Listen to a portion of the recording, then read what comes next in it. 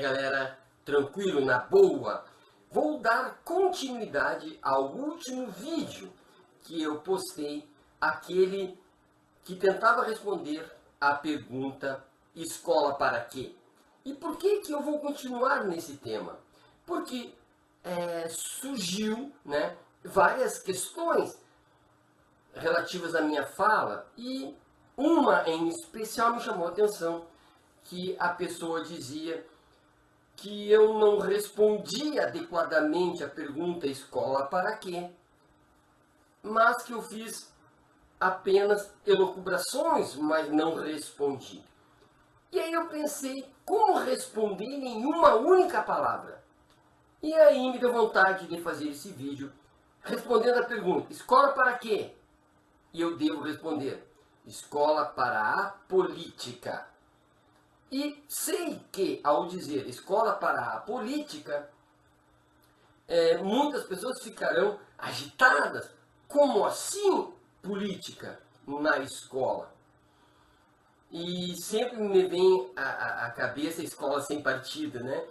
Mas, enfim, para poder explicar o porquê dessa resposta, eu preciso me reportar à Grécia clássica, para que possamos entender o que eu entendo por política. E verão que eu estou aproximando o entendimento da política à política da Grécia clássica, do século 8 ao século 4 a.C., provavelmente, né? Onde se estava discutindo a cidade, a polis. Então, mas o que é isso, a política para os gregos? Para os gregos clássicos, vamos dizer assim.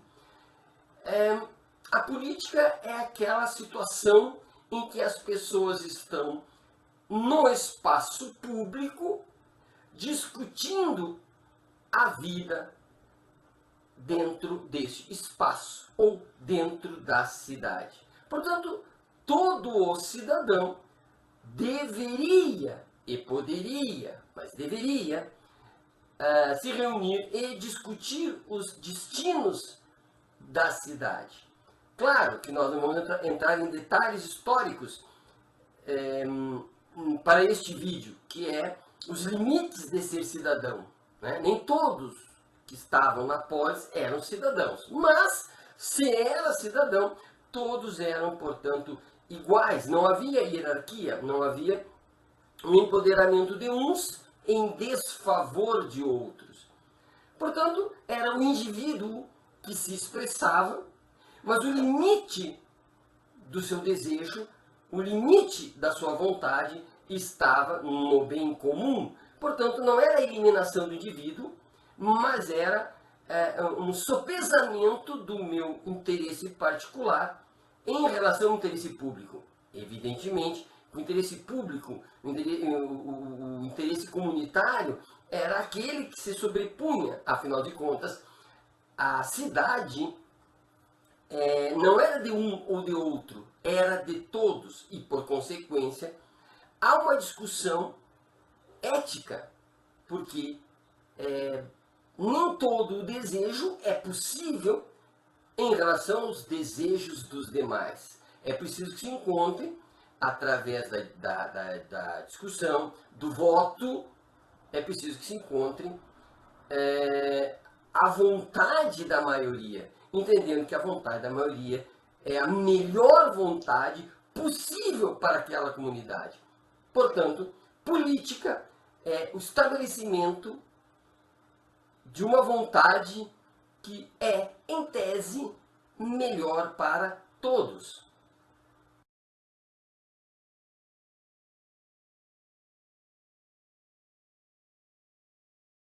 É interessante aqui lembrarmos uma frase de Aristóteles, quando ele diz que viver fora da cidade, né, para viver fora da cidade, ou o sujeito é um deus, ou ele é menos que um homem, ou uma besta no sentido de animal. Por que isso? Porque para te viver fora da comunidade, fora do grupo, outro é tão poderoso que dele não precisa, outro é tão irracional que tu vive de acordo com o que é possível viver, o que se tem, tanto quanto o meu cachorrinho, o meu gatinho. Portanto, percebe-se que aqui há a valorização do espaço civilizatório, ou seja, é o corpo cívico que dá a razão de existir daquela civilização, daquela cultura. Portanto, cada indivíduo só faz sentido dentro daquele contexto, dentro daquela vontade que quer ser a vontade pública. Portanto, para o bem de todos e para o bem de todos, portanto, retomo a necessidade da reflexão ética. Mas quais são os elementos fundantes para essa discussão, para essa política grega clássica, grega antiga, essa que a gente lê nos livros? O que é fundamental é a fala. O que é fundamental é o poder de argumentação, é a racionalidade, é vamos dizer assim, dessacralização das ideias. Percebem que são homens, são mulheres, hoje em dia mulheres, à época homens, né? Mas são pessoas que estão discutindo problemas objetivos, problemas da comunidade, da sociedade, não problemas divinos, não problemas que eu não posso mudar, não posso intervir. O que o Deus quer, eu não posso. Se os deuses querem, eu não posso intervir, mas é aquilo da cidade, aquilo que eu posso intervir. E, portanto, o discurso, a fala e, por consequência, o empoderamento do convencimento. Aquele cidadão que era mais eloquente, que tinha mais razões, dentro da racionalidade, mais razões, que tinha mais coerência, lógica, ele conseguia fazer com que as pessoas não só o compreendessem, mas que o seguissem. E, portanto,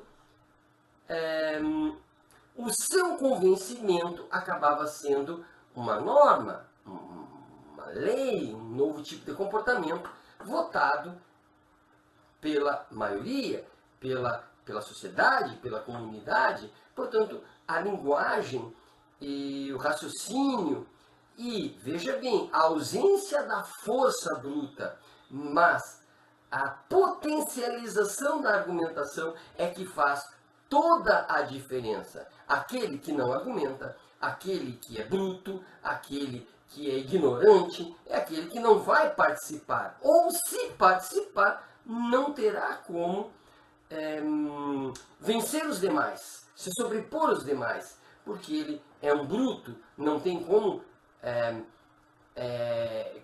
buscar e consolidar o convencimento.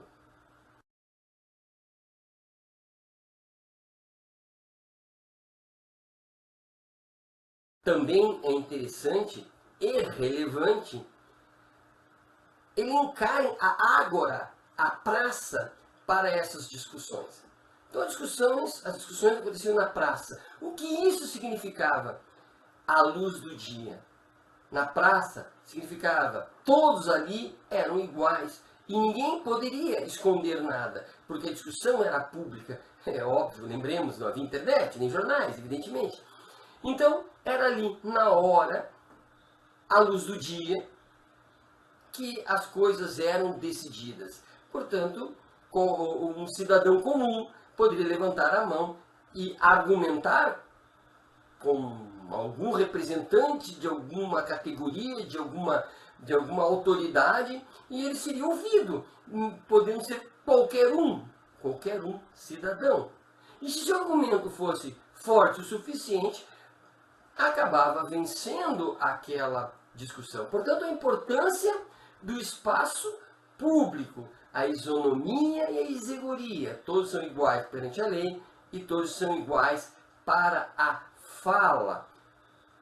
Elemento determinante, o espaço público, aonde a autoridade era fundada na linguagem. Eu só era alguma autoridade se os falantes, os cidadãos, para aquele momento me elegessem como autoridade para organizar as falas. não para determinar o vencedor e o vencido, mas para organizar as falas. Então a autoridade podia ser essa, determinada para aquele momento, ou podia ser uma autoridade tácita, reconhecida porque falo bem, porque sou muito eloquente. Então, se eu tenho essa autoridade, quando eu chegava, né, as pessoas já ficavam, olha, chegou o professor Amilcar, agora sim. Né? Então eu percebo que essa autoridade não estava em mim.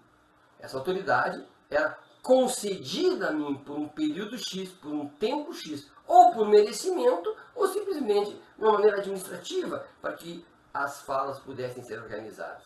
E eu conto tudo isso para dizer, a escola é o lugar de política. Que política, professora Amilcar? Acabei de contar. A ágora, o espaço público, é a sala de aula, é a escola. A autoridade, seja do professor, seja do aluno, seja do diretor, seja lá de quem for, é uma autoridade concedida e temporária por aquele grupo que quer discutir. Que quer discutir matemática, quer discutir química, física, biologia, sociologia, seja lá o que for. Né? Eles estão ali para aprender, mas para aprender dialogando, de aprender de maneira cooperativa, onde todos são iguais e é feito em praça pública. Percebe? É feito em praça pública. Mas que praça é essa? A escola, a sala de aula, o pátio, seja lá aonde for. E portanto eu devo dizer, e já eu não me lembro bem, mas já escrevi isso em algum lugar, procure no meu blog. Eu falo que a escola ideal é a escola que filosofa, a escola filosofante, a escola filosofal, a escola que tem a ver com a filosofia. Por que digo isso?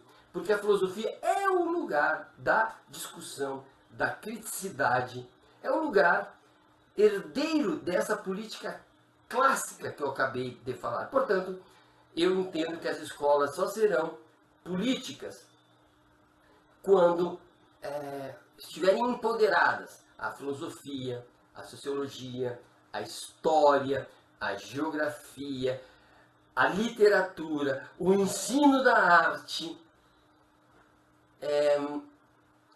quando eles forem empoderados e a partir deste grupo se discutir o todo da escola, eu acredito que será uma escola política. Mas e matemática, física, química, sim, estarão lá, mas serão filosofadas, sociologizadas, historicizadas, não sei que nome nós vamos dar, né? Mas elas estarão ali conjuntamente com as demais disciplinas. Mas as outras serão empoderadas. Tanto quanto hoje se querem empoderar saberes técnicos, portanto, tecnológicos para empregabilidade, vamos agora empoderar os saberes das ciências humanas para que possamos fazer política na escola. E, por último, não esqueçam, esta política que eu falei, não falei de nenhuma outra, eu falei desta. Abraço e até a próxima.